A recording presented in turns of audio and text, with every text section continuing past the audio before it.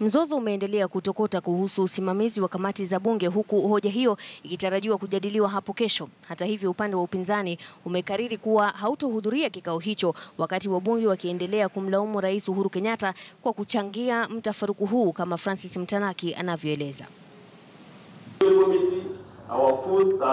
Kamati za bunge zinazokodolea chachu ya uongozi ni leba, huduma bora, mazingira na mali asili, wanahabari pamoja na kilimo.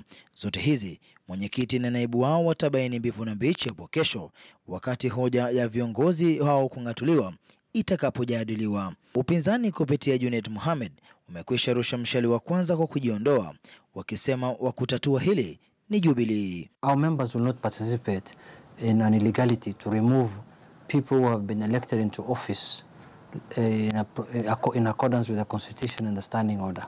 Wakati joto hilo likitokota Nairobi, hapa Mombasa wanakamati kutoka kamati tatu za kuchunguza taasisi za serikali zimeonekana kukerwa na mvutano huu. Members from the Jubilee side have been given instructions that they should elect the chair who is preferred by the executive.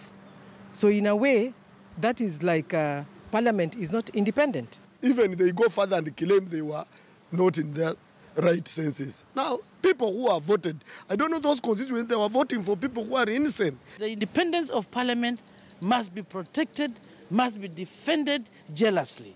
Wanamlaumu Rais Kenyatta kwa aibu ambayo imejitokeza mwanzoni mwa bunge la 12, wakisema utendakazi wao huenda ukatiliwa shaka iwapo ikulu itafaulu na njama yao. There is more that needs to be done. There is more independence that needs to be looked at, and therefore that is the main thing. This is frustration of members of Parliament so that they dance to their tune, which should not be allowed.